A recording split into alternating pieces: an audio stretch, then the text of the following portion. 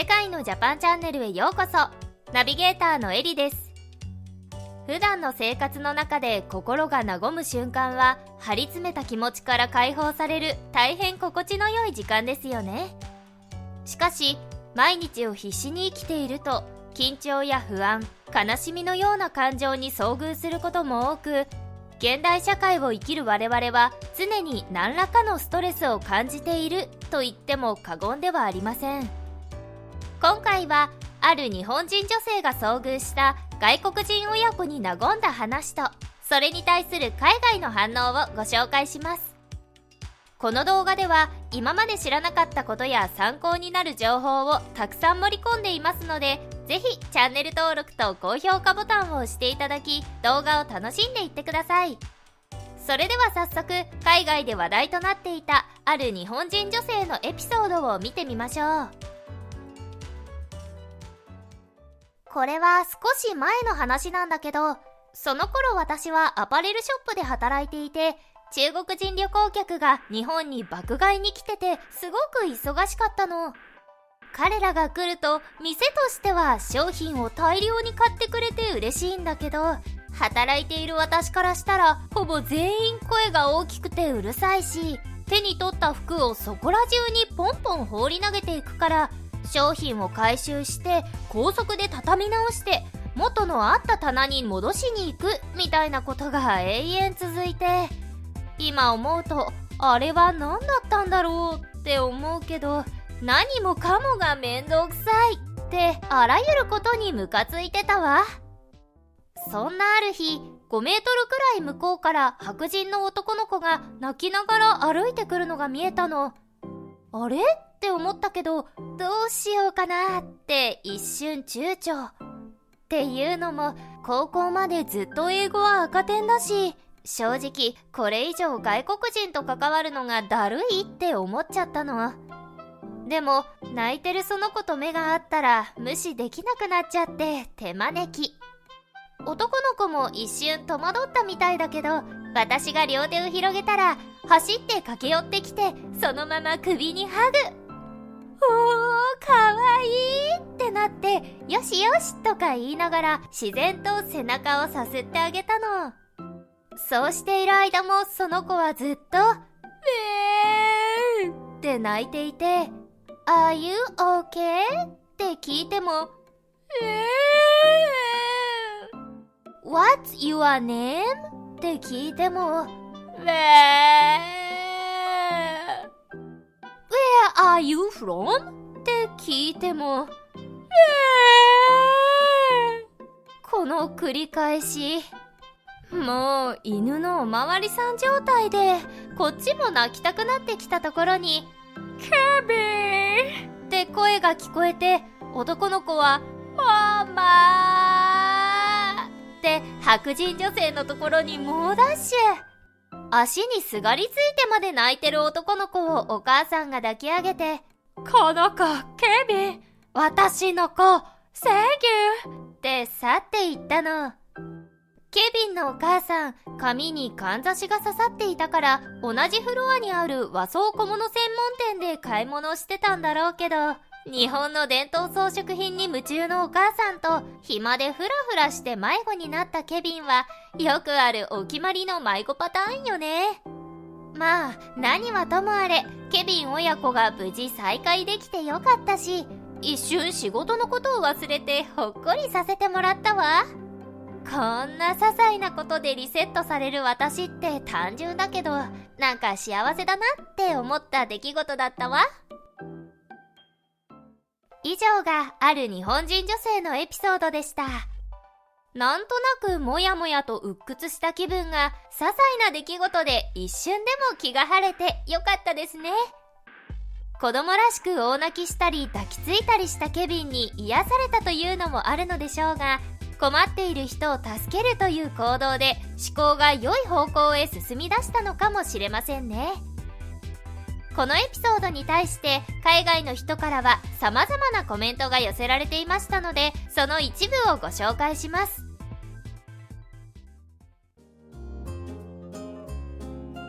海外の反応。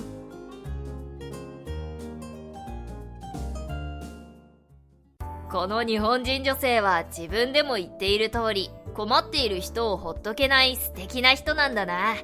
でも海外旅行先で迷子になるなんて、本来であれば人生の終わりを意味するぞ。この女性が素敵な人だっていうのは同感だけど、迷子になることが人生の終わりとは思わないわ。君はどこの出身？本当に悲しいけど、僕の国では人身売買や誘拐が日常茶飯事なんだ。子供が迷子になんかなったら、もう二度と親の元には帰れないよ。そっか、あなたの国ほどではなくても、日本のような安全な国は少ないってことね。うちの子も私の足に絡みついてくるわ。あれって本当に可愛いのよね。ママ大好き、離れたくないって感じが伝わってくるの。ケビンもママが大好きなんだろうな。この子は何歳なんだろう。海外旅行に行くなら、親は子供が迷子になった時のことを想定して、事前にどうしたらいいか教えておくべきだったな。このエピソードでわからなかった単語、爆買いと犬のおまわりさん、誰かわかる？爆買いは中国人が海外でバカみたいに買い物することで、犬のおまわりさんは知らん。それは日本の同様よ。迷子になった子猫ちゃんを助けようとする犬のおまわりさんがいるんだけど、念のためおまわりさんは警官のことね。子猫はずっと泣いてばかりで質問に答えられなくて、それに困ってしまった犬も結局一緒に泣いてしまうっていう歌よ。何それ、かわいい。このエピソードよりその歌の方がよっぽどほっこりするよ。わかるよ。親の買い物に付き合わされるのは子供にとって心底退屈な時間なんだよな。ケビンが無事で何より。でも子供よりも買い物を優先した結果だろ。そんな言い方ないわ。本当に一瞬目を離しただけかもしれないじゃない。あなた、子連れの海外旅行や買い物がどれだけ大変か分かってないわね。いや、こういうやつは分かろうともしていないんだ。相手にしない方がいい。この話で思い出したんだけど、僕が家族と日本に住んでいた時、食事が済んで会計をした後にサービスとして無料で子供たちにキャンディーをくれるレストランがあったんだ。もちろん子供たちはいつも喜んでもらうし、なんならそのキャンディー欲しさにその店に行きたいとリクエストをしてくるくらい。日本で受ける特別なサービスにいつも心が温まったよ。私は日本の旅館で部屋に置いてあった手書きのメッセージカードを見た時にすごく温かい気持ちになったわ。特に旅先で受ける現地の人の優しさって心にしみるのよね。ケビンのお母さんもきっとこの女性に心から感謝しているはずだわ。海外旅行で一番怖いことは病気や怪我よりも子供が迷子になることよ。言葉の通じない外国で迷子になるなんて、子供にどんなトラウマを負わせるか考えただけでゾッとする。イタリアでは迷子の子供を助けようとした人が逆に誘拐犯と間違われる事件が起こってから、誰も迷子を助けなくなったよ。自分可愛さに困っている子供を見捨てる国なんて最悪だよな。日本人を見習いたいよ。以上が海外の反応でした。多くの外国人が優しい日本人女性によってケビン親子が無事に再会できたことを喜んでくれていましたが、中には海外旅行に行く際には子供が迷子になった時の備えをしておくべきという意見もありました。確かに言葉が通じず治安も心配な海外では何かあった時の大変さは日本の比ではありませんね。そこでここからは子供が海外旅行で迷子にならないために事前にするべき対策について3つご紹介します。まず1つ目は子供に目立つ服装をさせること。人混みの中や万が一はぐれた時にも一目でうちの子だとわかるように、帽子やリュック、カラフルな服など何か目印になるようなものを常に身につけておくのは迷子対策の一つです。また、目立つということは連れ去りや誘拐などの罪を犯す人間からすると、誰かに見られたり記憶に残るリスクが高いので狙いにくい相手となり、その手の犯罪に巻き込まれにくくなり、防犯対策にも一役買ってくれるんだとか。続いて2つ目の迷子対策は、日本とは状況が違うということを伝え、行く先々で連絡手段を決めておくこと。海外では日本とは食べるものから言語や習慣など多くの違いがあり、どのような考え方の人がいるかわからないので、絶対に親とははぐれないように行動しようと事前に伝えることが大事です。さらに旅先では目的地到着後すぐに遊び始めるのではなく、行く先々で連絡手段や集合場所、現地スタッフや店員の見分け方など、いざという時の対処方法を確認しておきましょう。自分の身に何か起こったとしても、子供自身で危険回避行動を取れるよう親が繰り返し教えることが重要なんだそうですよ。そして最後の対策は迷子紐の利用。迷子防止 GPS や迷子札を携帯すること。